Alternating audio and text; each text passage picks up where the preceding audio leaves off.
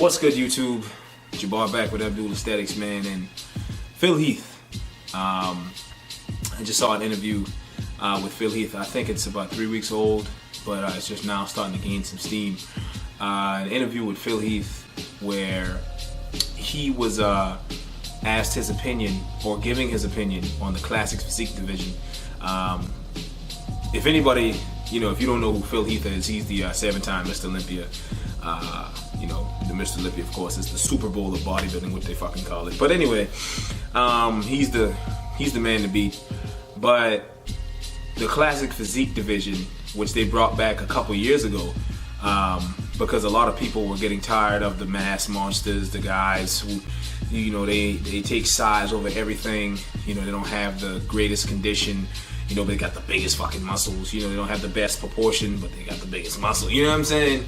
And people really feel as though that was getting away from what bodybuilding as a whole, is or was.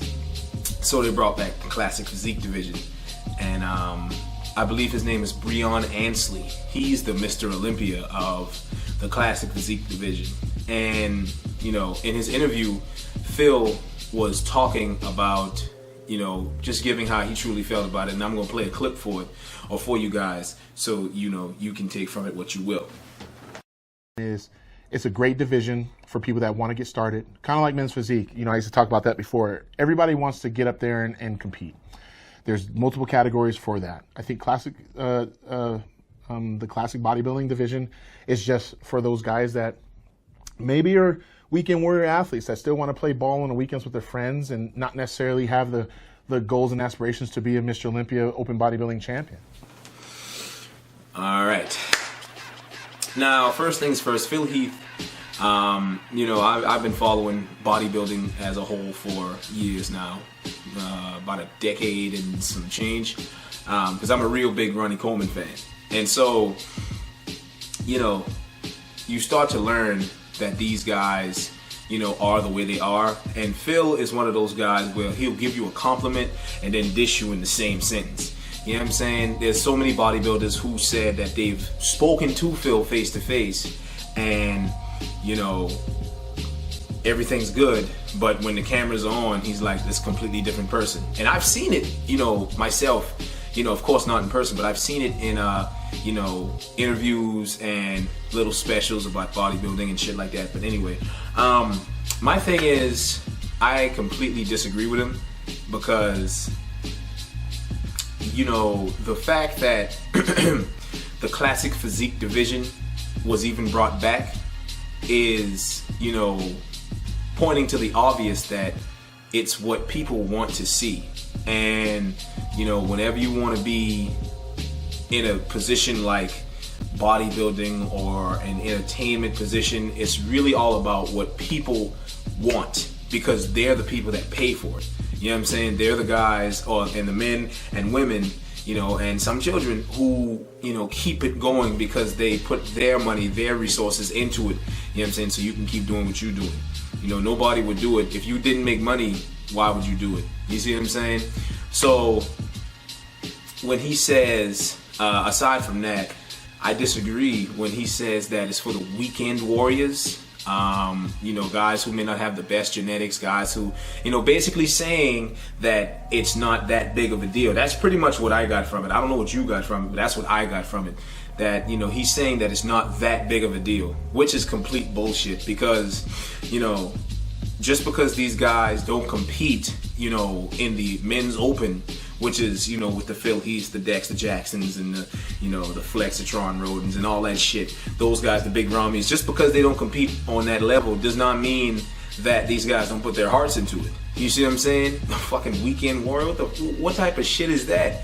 How would you feel, how would you personally feel if someone told you that, you were at work and someone told you that, basically your job doesn't even matter? You know what I'm saying? Basically the work that you're doing doesn't matter. The thing that you put, you put your effort, 100% effort into it, you put everything you got into it, and someone told you it doesn't matter. How would you feel? You know what I'm saying?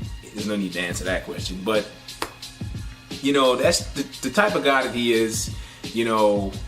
I think he understands truly that, people are kind of gravitating towards the classic physique division, you know, more so than the traditional, because, you know, I feel as though bodybuilding is due for a shift, you know, because first it was all about, you know, aesthetics, the look, you know, and conditioning.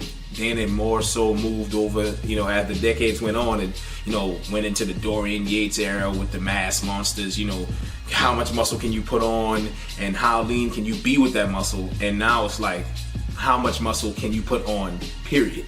You see what I'm saying? So I'm thinking it's due for a shift and a change in the direction of the classic physique. So I mean, this is me personally now, so I feel as though in the next maybe 5, 10 years, you'll see guys stop coming in, you know, on stage at the Mr. Olympia shows at 300 pounds. You'll probably see guys come in somewhere around 270, 280 max.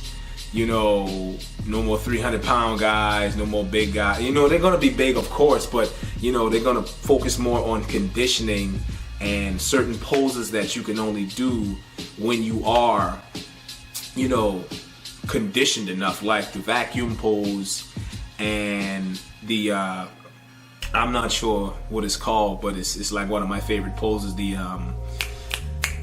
Sergio Oliva, I can't remember what the pose is, but I'll put a picture up of it. But, you know, anyway, to wrap this up, take from it what you will. Me personally, I disagree with him, but hey, who am I? Anyway, hope you enjoyed the video, man. Like, share, comment, subscribe, and until next time, deuce.